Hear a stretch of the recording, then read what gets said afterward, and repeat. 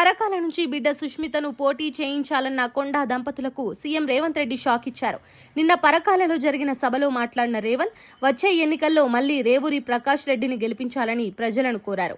పరకాల నుంచి బిడ్డ సుష్మితను ఎమ్మెల్యేగా గెలిపించుకుంటామని కొంతకాలంగా కొండా సురేఖ చెబుతున్నారు. ఈ సంవత్సరం మార్చి 4న జరిగిన ఓ కార్యక్రమంలో తాను పరకాల నుంచే పోటీ చేస్తానని సుష్మిత ప్రకటించారు. కొండా మురళి కూడా పరకాల నుంచే తన బిడ్డను నిలబెడతానని అన్నారు.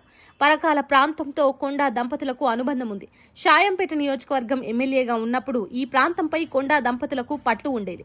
ఆ తర్వాత నియోజకవర్గం మారినప్పటికీ ఇంకా పరకాల తమదే అన్న ఫీలింగ్ లో వాళ్ళిద్దరూ ఉన్నారు. అందుకే బిడ్డ సుష్మితను పరకాల నుంచి ఎమ్మెల్యేగా గెలిపించుకోవాలని ఆశపడుతున్నారు. ఈ విషయాన్ని పార్టీ పెద్దలు ముఖ్యమంత్రి రేవంత్ రెడ్డి దగ్గర కూడా కొండా సురేఖ చాలా సార్లు చెప్పారని తెలుస్తోంది.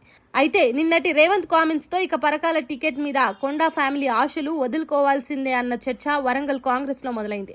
మరి హైకమాండ్ నిర్ణయాన్ని కొండా సురేఖ ఒప్పుకుంటారా, లేదంటే బిడ్డ కోసం ఇంకా ఏదైనా ఆల్టర్నేట్ ఆలోచిస్తారా అన్నది ముందు తెలుస్తోంది.